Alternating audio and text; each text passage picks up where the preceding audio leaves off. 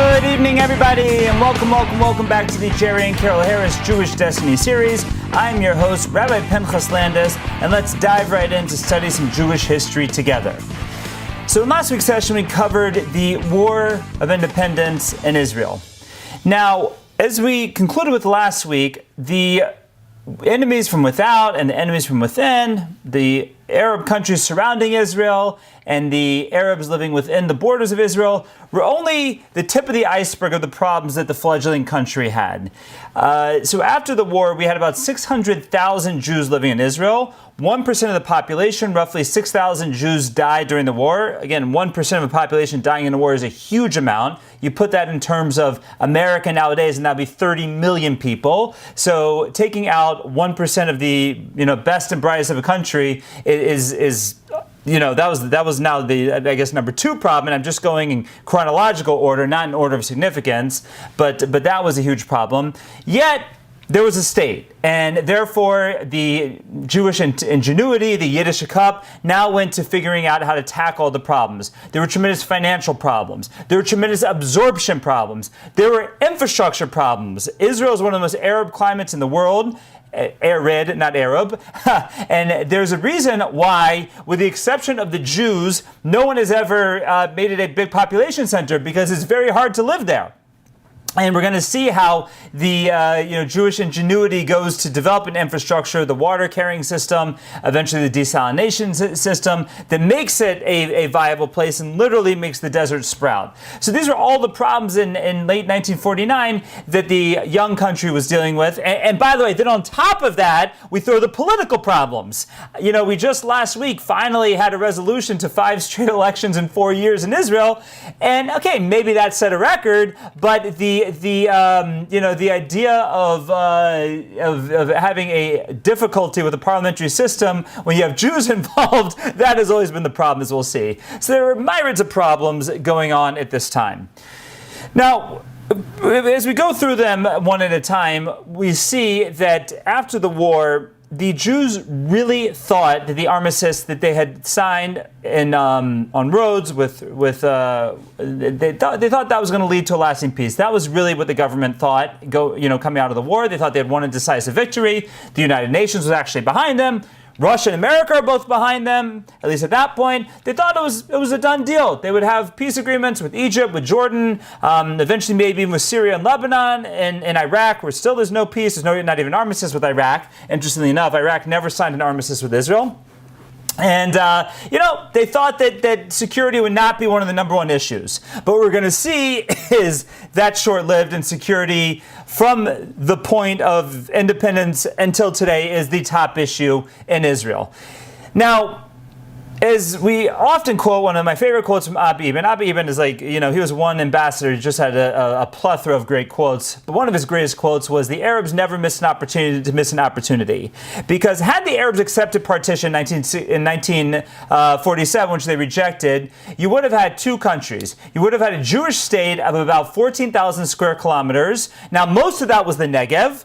Out of the, sort of north of Beersheba, which wasn't straight up desert, you had a slim sliver going up the west coast of the country from Tel Aviv to Haifa, and you had a little bit in the Galilee, and that was the country. And not only that, but that small country was made up of 500,000 Jews and 400,000 Arabs. So even in a Jewish state at that point, if it was to be a democracy, which it obviously eventually became, very easily the Arabs could have overridden the country on a democratic perspective. And this is not even talking about, by the way, the Arab state that was proposed of 11 and a half square kilometers, mostly what we call today Judea and Samaria. Again, those are called the West Bank. We don't call it the West Bank. We call it Judea and Samaria. West Bank applies West Bank of the Jordan River, and it's really part of Jordan. We call it Judea and Samaria, but that part is about 11 and a half thousand square kilometers, made up of 725,000 Arabs.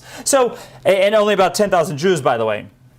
So that was what was proposed by partition. So again, if the Arabs hadn't been, frankly, stupid and they had accepted it, they would have had an Arab state next to a state that would have started off as basically 55-45 or 52-48 Jewish Arab, and it's not so hard to have an influence in that state. So they would have had a really an Arab state and a semi-Jewish state, but at least a Jewish state that would have allowed Jewish citizens. But still, it would have been a much different scenario. And if they had accepted that, again, it would have been a very different situation for them. But now, after the war, when the armistice are signed, you have a Jewish state of 21,000 square kilometers, and you have the Arab territory or Arab space, or the area that's now going to be controlled by Jordan.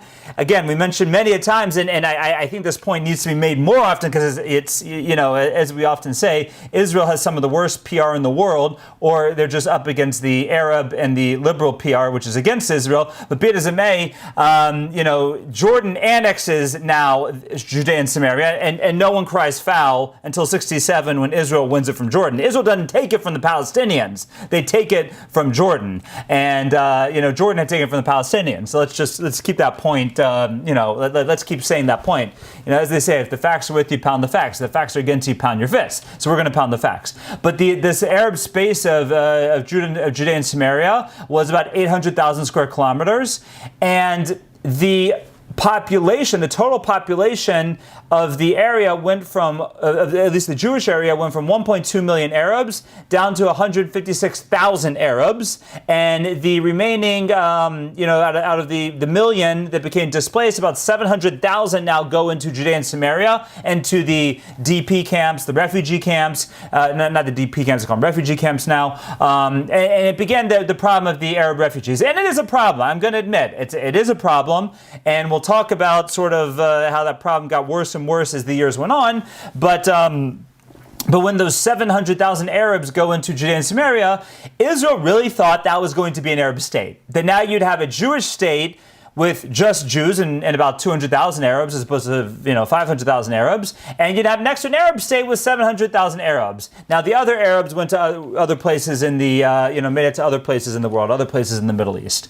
But this is the situation you have, and that situation. Now, never does Jordan go and proclaim a Palestinian state. Never does Jordan do anything. It's because Jordan really wanted all that to be a part of Jordan. That was Jordan's goal all along, was to have this all be part of Jordan. That's what they wanted, and that's why even in the War of Independence, Farouk in Egypt was the Jews were the first problem, but Egypt was the secondary problem. They didn't want Egypt in the country because they wanted the whole country for themselves. So like we said, the Jews thought the armistice was going to be a lasting peace. The armistice was negotiated by Ralph Bunche, who eventually got the Nobel Peace Prize for his efforts of negotiating the peace. And as the map of the demarcation line, this was not meant to be borders, it was meant to be the demarcation line with the armistice agreements. That line became known as the Green Line, and is still known as the Green Line until today. And the reason it's called the Green Line is not, as many people assume, is that Israel makes the country sprout, makes the desert sprout, and it's green, and the Arabs did not. That's not the reason. It was called the Green Line because it was drawn with a green pen. And it was the map that Ralph Bunche used to draw the armistice lines, the demarcation lines. He used a green pen, and therefore it became known as the Green Line. And that's when you hear the Green Line, that's what it's talking about. Talking about the 1948 armistice lines. When you hear these ridiculous canards from people like Barack Obama, that Israel needs to go back to pre-67 borders, it's referring to the Green Line, to the armistice lines of 1948. And again, that's just a ridiculous, that's like someone coming up and saying, well, America needs to go back to 1776 borders. No, we're not doing that. We're not doing that in America, and we're not doing that in Israel. But when we talk about pre-67 borders, Green Line, that's what we're talking about. We're talking about the demarcation lines from the armistice agreements after 1948. And, even if the Arabs accept that, right? Even if they accepted armistice, and that was okay, they would have had a much better situation. Then eventually, after 67, we'll see what happens to them. And once again, we'll quote, I'm just warning you now, you're going to get pretty sick of it by the end of these next number of sessions. Once again, then we will quote Abba Eben about never missing an opportunity to miss an opportunity. So that's sort of the security problem. But again, Ben-Gurion and his government thought that the security problem at this point was behind them. And we're going to see that is unfortunately not the case. Now, after this, we have the absorption problem. Now, what's the absorption problem? You had, like we said, about 600,000 Jews in the country. You had 250,000 Ashkenazi Jews who were left over from Hitler, Yamach Shemo. And you had about 800,000 Sephardic Jews that are going to get expelled from the Sephardic countries, of which about 600,000 will come to Israel. So you have this young fledgling country with all their problems, and they're going to absorb, really in the course of not even a decade, really in the course of about 5 years, they're going to absorb double their population, or they're going to 2x their population by absorption of the 250,000 refugees from the Holocaust and the beginnings of the Sephardic Jews coming in from the Arab countries. So, it's a crazy thing. This young fledgling country with all the problems they have, they're going to go from 600,000 to 1 million, 1.5 million within the first decade, before the end of the first decade of the country's existence. And again, you look at any other country, brand new country, no infrastructure, right? Security issues, and you're going to double your population in about 5 years. You want to talk about open miracles in modern times. The fact that a country could do that and not only survive but thrive is quite remarkable. Now, the Jewish exodus from the Muslim world was about 800. There were about 850,000 Jews living in the Muslim world, living in the Arab countries, living in the North African countries at this point. And from 1948 to 1970, we're going to see that almost the entirety of that population will leave these countries. Again, today there's maybe 20,000 Jews left. Some in Iran, some in Turkey, and some in Morocco. But for the most part, we're going to see the Jews between 1940 and 1970 are going to flee from from Muslim countries. Now, out of that 850,000, about 2/3 of that population was in the French and Italian-controlled North Africa. That's Morocco, Algeria, Tunis, all those countries in North Africa. We're going to have about 15 to 20% of them in the Kingdom of Iraq, which was right now still under the British influence. And you're going to have approximately 10% in Egypt and about 7% in Yemen, with about 200,000 living in Iran. Now, the Iranian population is going to stay there until after the Iranian Revolution in the late 1970s, but we're going to see that the rest of this population will make their way over before 1960. Now, the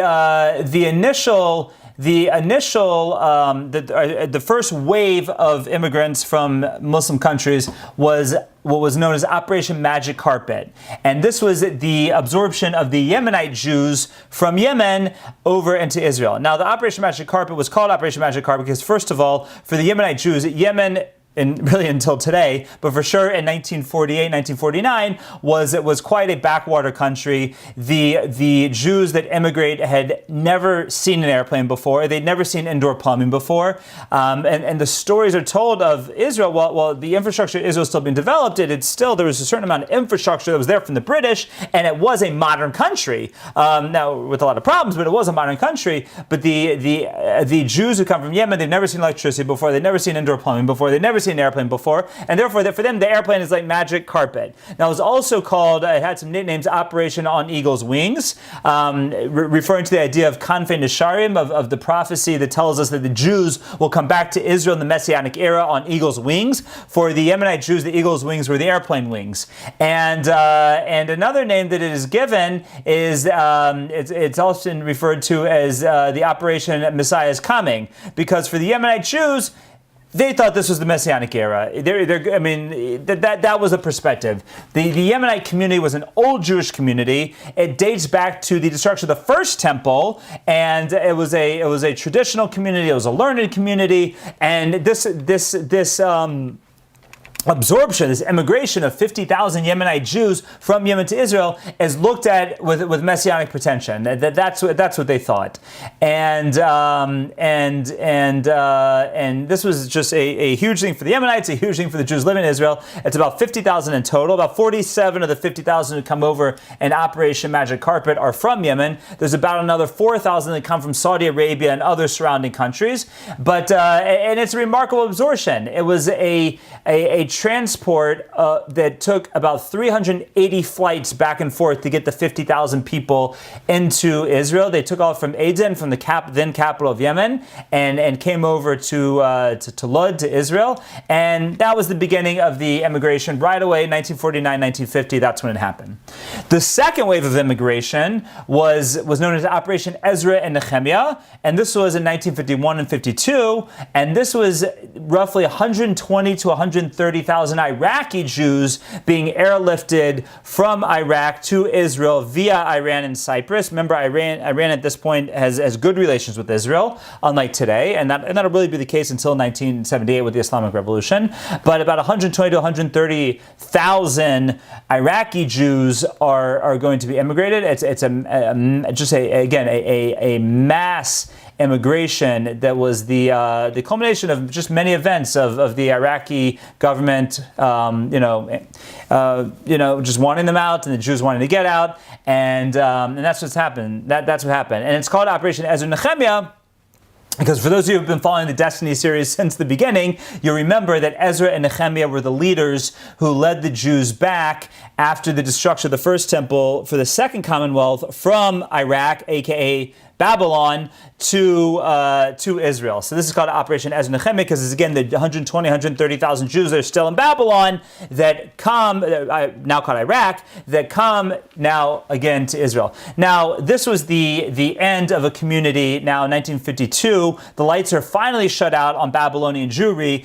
We've been talking a lot about Babylon since the destruction of the first temple. And it was a community that really, really thrived, from the destruction of the first temple in 423 before the Common Era until about the year 1000. That's the center of world Jewry. And from the year now 1000 to 1952, as you see, still have a sizable Jewish community. I mean, 120, 130,000 Jews is a sizable community. It's bigger than Cleveland. It's bigger than most Jewish communities in America. Okay, not as big as New York, Miami, and Los Angeles, but maybe, if you put it in America, it's as big as Atlanta, where I grew up, which has today about 120,000 Jews. And so you still have a sizable community. Now, finally, 1952, because of the Muslim anti-Semitism and kicking the Jews out of their countries, the lights are finally shut off on Babylon Jewry, essentially forever. I think now, in the second Iraqi war, they talked about how there are 2 Jews left in Iraq or something like that. You don't hear about Iraqi Jews anymore.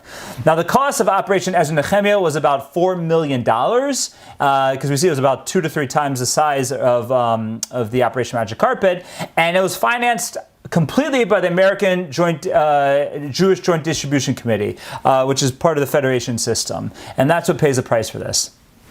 Now, the next influxes of Sephardic Jewry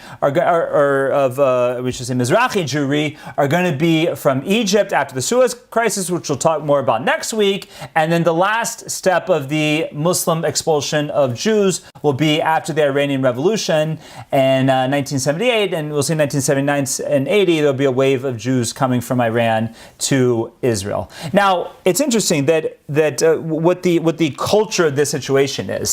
Now, and as I've already slipped a few times in this class and done, we often look at Mizrahi Jews. Mizrahi means Eastern Jews, and we lump them all together as Sephardim, as Sephardic Jews. Now, it's not really true, because Sephardic Jews are specifically Jews from the Spanish expulsion who migrated to other parts of the world. Now, when the Jews migrated from the Spanish expulsion, they went to other communities. They went to Ashkenazi communities. Many of them became Ashkenaz, and they went to places like North Africa and Italy and whatnot, where they were able to, for the most part, remain with their customs, Sephardic Jews.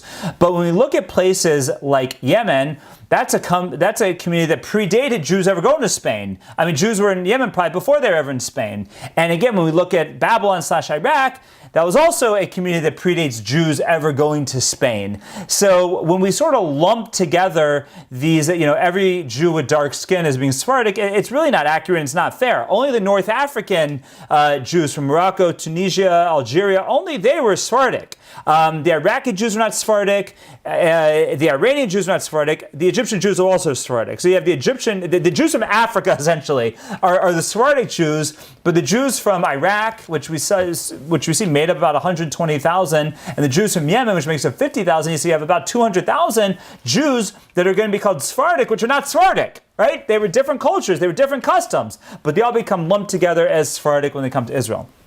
Now, beyond that, Beyond that, we have another really more serious situation, and that is that the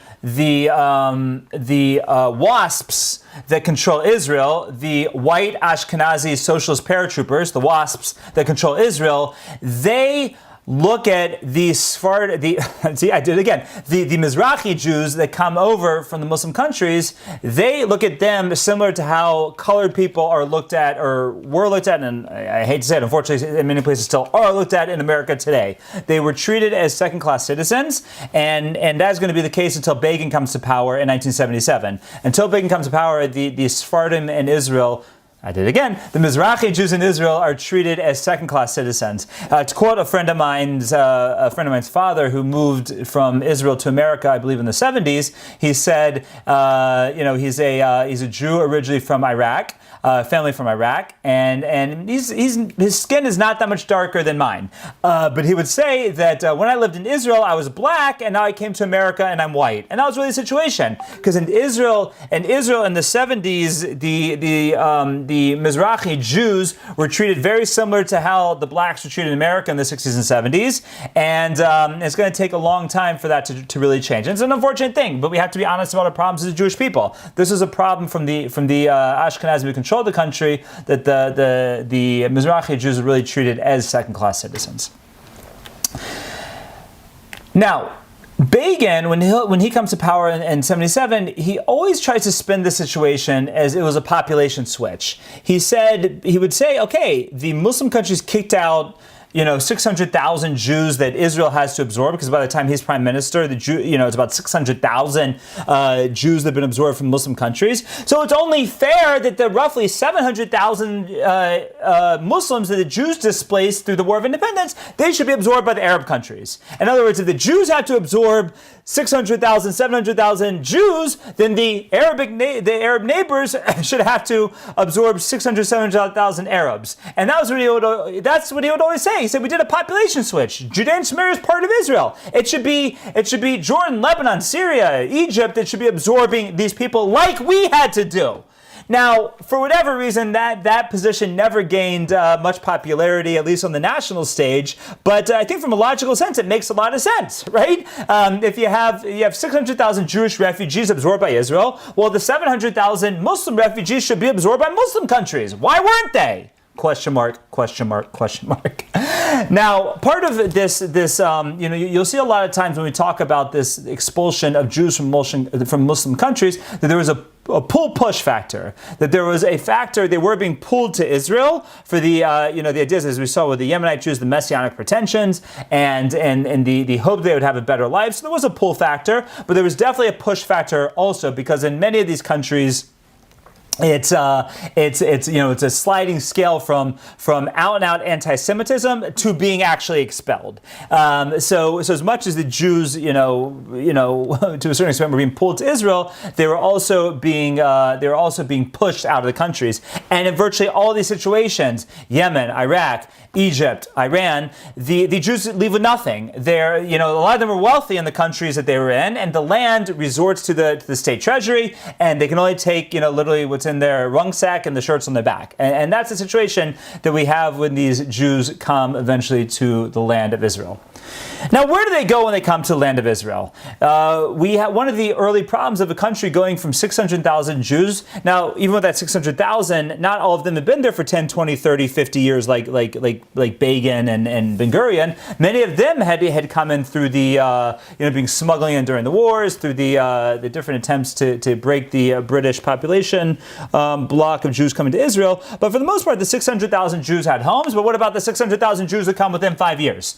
So essentially what happens is initially they go to the places that the Arabs left. The Arab villages become Jewish villages, and the Arab shacks become Jewish shacks, and that's where the Jews start to go initially. And beyond that, the country builds transition camps, which also were not exactly the highest level of quality of life. They were basically huts with 10 roofs. There's minimal sanitation, and throughout the country at this time, there's food shortages. There's rations. There's rationing of food in Israel through the 1950s until the 1960s. And the gifts that you would bring to family when you visit Israel was a hard-boiled egg and food, because food was scarce within the country. When you have a country that it doesn't have the infrastructure yet, doesn't have the crops. Don't forget, we a very important point with the J&F concept, always planting trees in Israel, that the country, when it was under Ottoman control until 1917, had been completely deforested. The Ottomans had cut down every single tree in the country. Swamps had to be drained. For the country to sprout like it sprouted would take several years. It's miraculous in and of itself, but even to make it happen would take several years for it to happen. So the accommodations of many of the Jews being absorbed in the country are the slums. There's food shortages, there's rationing. It's not a pleasant situation in Israel through the 1950s. It's a very hard country to live in. But again, it's just miraculous when you go there today and think about the humble beginnings of the country. Now, beyond this, when we have, so we already have the absorption problem, we have the food shortage problem, and then we have the government problem. Now, what we see today, and every government from the first government until today's government, this parliamentary system has, it has its ups and its downs, we'll say. Now, the way that the parliamentary system works is when someone goes to vote, they're not voting for candidates. As much as it's kind of morphed into Ben-Gurion versus Lapid and all these things, it's not what it is. You're voting for a party. You're voting for Ben-Gurion's party or Lapid's party or Gimel or Shas or whatever it is, but you're not voting for individuals at all. And the parties themselves put forth their slate of candidates. So, for example, in this most recent election, when you had Likud win 30 members of Knesset, so Likud as a party has a list of, everyone gets a number, 1, 2, 3, 4, 5, and however many seats that they get elected to, that fills right in. And then for the guy who's number 31 or 32 on the list, he doesn't get to go to the Knesset. So that's how the system works. And this has had kind of its ups and downs throughout history. But what happens in this parliamentary system is that oftentimes to be able to form that coalition, because the coalition is very important, you have to have a coalition of at least 61. That means that small parties often yield power beyond their numbers, like we saw with Naftali Bennett, who sold his soul to the devil to become prime minister, and then his party doesn't exist anymore. Basically, didn't get one seat in this past government, but he only had 6 going in, and someone became prime minister because he basically said, "I'll join your coalition if you make me prime minister," yielding a heck of a lot more power than he deserved. You can tell how I feel about the whole situation, can't you? But anyways, the first government, you see it's the exact same situation. You have Mapai, which is Ben-Gurion's party, later becomes known as Labor, which gets 36% of the vote or 46 seats in the Knesset. You have Mapam, which is a more radical socialist party, more radical than Ben-Gurion's party. They get 15% of the vote and 19 seats. You have the United Religious Front, which gets 12% or 16 seats. You have Cherut, which is Begin's party, eventually becomes Likud, which gets 11% or 14 seats, and then you have a bunch of smaller parties that get 1 or 2 seats, I should say 1 to 5 seats here and there. Now, Ben-Gurion ends up, you would think that Ben-Gurion will form a government with all the socialist parties, but the problem is, Mapai had drawn the line in the sand that they were only this socialist, but they weren't this socialist or that socialist, so therefore they're not able to form a coalition with the other socialist parties. Now, the actual Socialist Party were dyed-in-the-wool Soviet socialists. They wanted Israel to be part of the Soviet bloc. They wanted, Comrade Stalin to call the shots like he was in other members of the USSR. And they for them to join the government, it had to be that Israel was going to be part of the USSR, essentially, part of the communist bloc, part of the Warsaw Pact. And that's what they insisted on. Now, we see that even though in 1948, Russia supports Israel because they think that Israel is going to become a socialist country, from the beginning it was clear that Ben-Gurion was interested in the support of the West. He was interested in the support of America. So as much as they were at their heart socialists coming off the kibbutz, they were already wavering in their socialism, we'll put it that way. So the other socialist parties won't join the coalition. So what ends up is the first coalition is a coalition of Mapai, of Ben-Gurion's party, of the United Religious Front. This was one of the only elections where all the different, or most of the religious parties ran as one ticket. Now, I would say until modern times, because in this recent election that we had last week, you had at least two joint lists of religious parties. You had the Religious Zionists, which was one list of a number of religious parties, and then you had Gimel, which is Agudas Yisrael and Degel Torah, which have run together for a number of elections. So you had two different religious lists, if you will, in this most recent election, but the equivalent of those parties in this first election all ran together in the United Religious Front.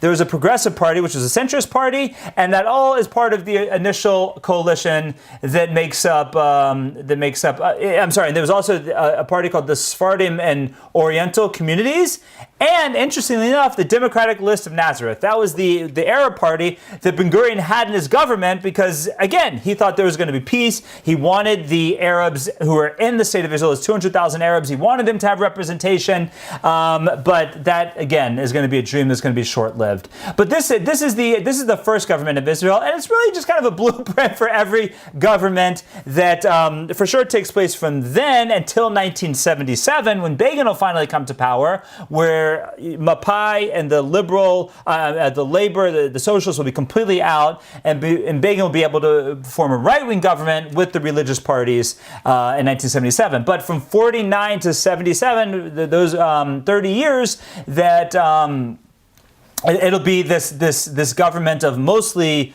labor, with a few other parties thrown in for labor to be able to make their government. But again, this is going to kind of be a blueprint that we're going to see from this point forward.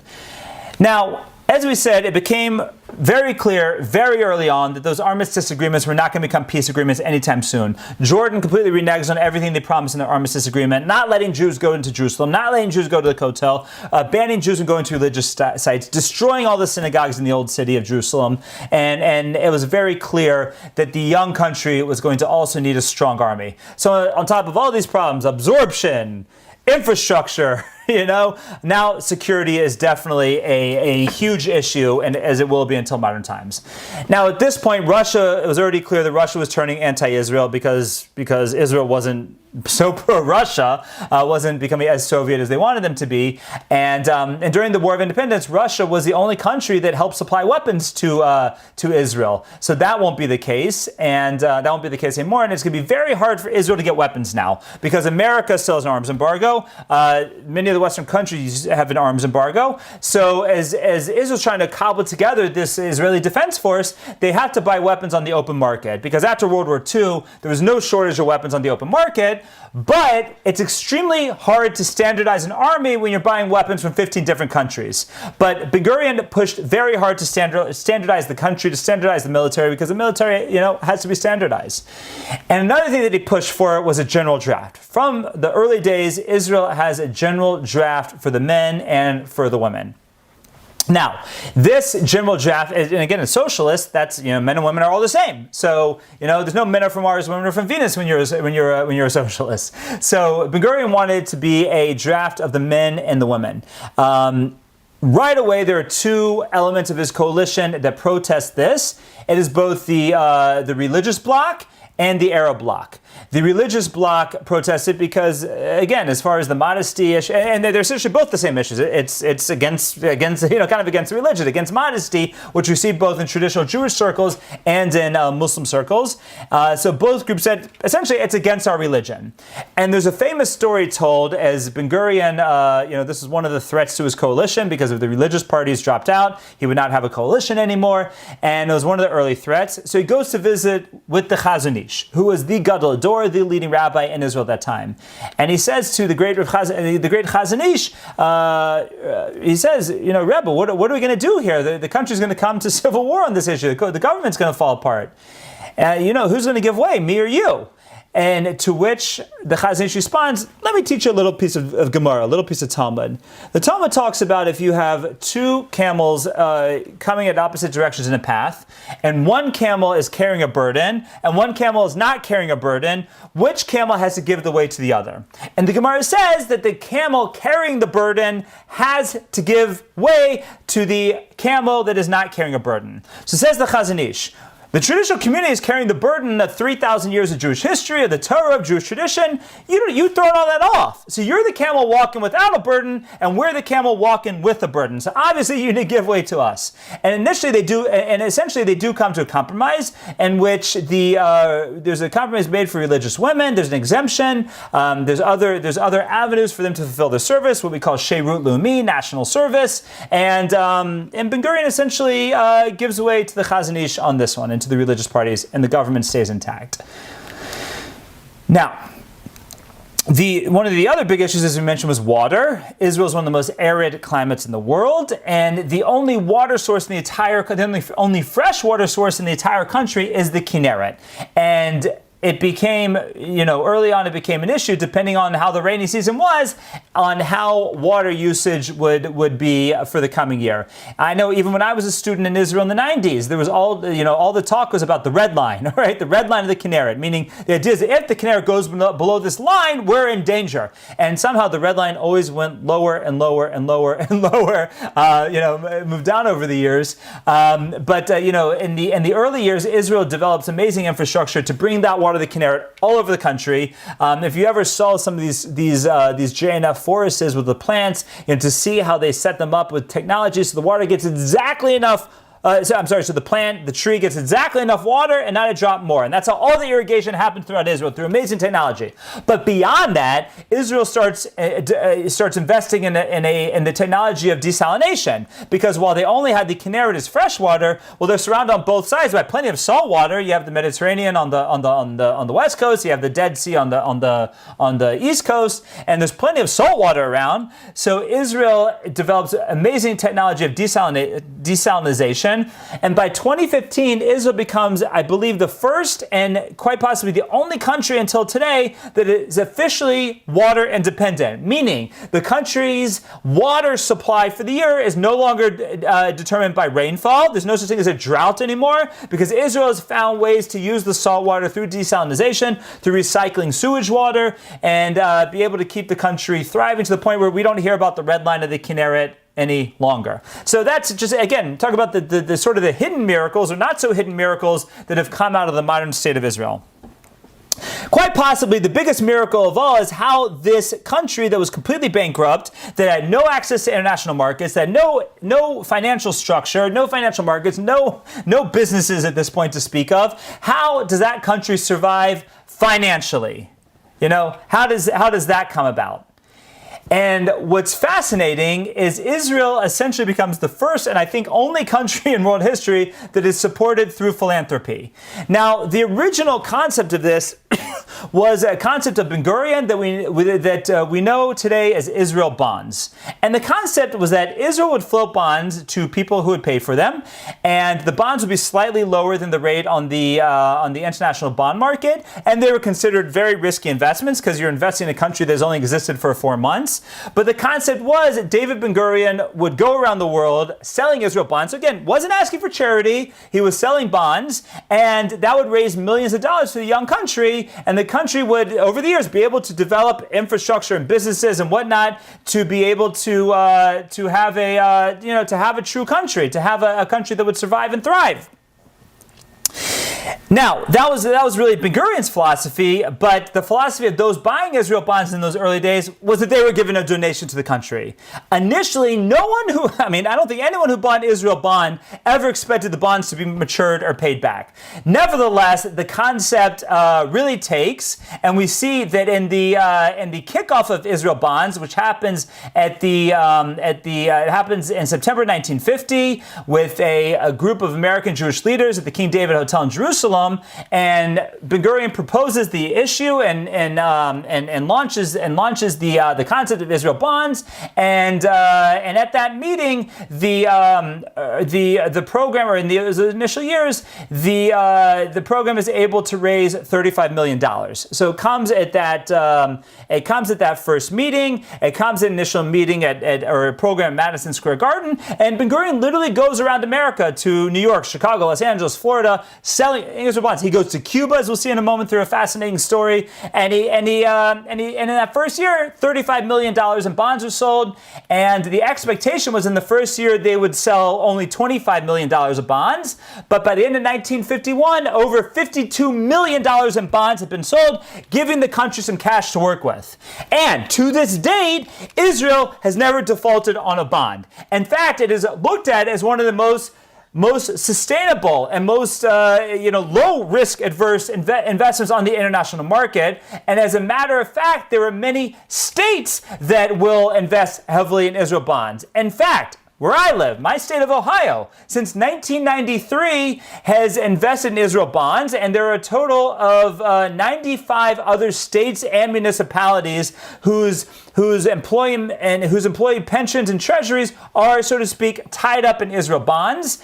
And Ohio, the Ohio Treasury alone has $200 million of Israel bonds. So you know that if a government's buying the bonds, they're a safe investment. Now, I mentioned the story about Cuba. So Ben-Gurion also goes to Cuba to sell bonds. This is before Fidel Castro. And again, people thought they were making a donation. And I heard a story once from Rabbi Wein of one Jew who a wealthy Jew in Cuba, owned a lot of businesses, real estate, whatever it was, and he bought $100,000 of Israel bonds. Now, his friends thought he was crazy. Like, you need to make a $100,000 donation to this young country? $10,000 would have been good enough. But he makes a $100,000 investment in Israel bonds. Now, when Fidel Castro comes to power and the Jews run for their lives and go to Miami, basically is where they all go, they're not allowed to take a penny out of the country with them. The only thing that Castro lets them take is their Israel bonds because he thought they were worthless. So this Jew, who everyone thought he was giving charity when he bought $100,000 worth of Israel bonds, that was all he was able to go to Miami with. And with that $100,000 of Israel bonds, he's able to rebuild himself. And he said, I was so stupid. Had I bought $1 million of Israel bonds or $10 million of Israel bonds, I could have done it with no problem, and then I'd be that much better off today. So again, one of the small miracles in the founding of the State of Israel, the fact that the country was able to raise money to sustain itself until finally in the 1960s, where the business infrastructure starts to develop, they're able to pay back those bonds. And today we know that Israel is the startup nation with more innovation, for sure, per capita than any other country in the world, including Silicon Valley as a country. It's interesting because we still talk about, or people will talk about, foreign aid to Israel. Well, if the country has so much infrastructure and business and innovation now, why do they still need foreign aid? The answer is quite simple. That foreign aid is not a donation. The aid that America gives to Israel is to support the military technology, the military development, the joint military endeavors that America benefits from also. Don't think that America doesn't benefit from the technology of the Iron Dome. Don't think America doesn't have that technology now. They do. So therefore, the foreign aid, quote unquote, that America gives to Israel is clearly being done to help the infrastructure of the United States of America, because I guarantee you the United States of America wouldn't do it unless it was helpful. Say what you will about Trump, and I'm not here to be political at all, but one thing we know for certain is there was it's arguable if there's ever an American president that did more for Israel than Trump did. But knowing Trump's character, and I heard this from Rav Aryeh Lightstone, who was the chief of staff to the ambassador of Israel under the Trump administration, and we had him here speak in Cleveland a couple months ago. His book is an excellent book, but he said numerous times in his book, don't think Trump for a second would have done anything if it wasn't in America's best interest. So, and that's the support that America gives to Israel today has nothing to do with being generous, has nothing to do with generosity. It's purely 100% in the best interest of the United States of America, and that's why America does it. Otherwise, they wouldn't do it.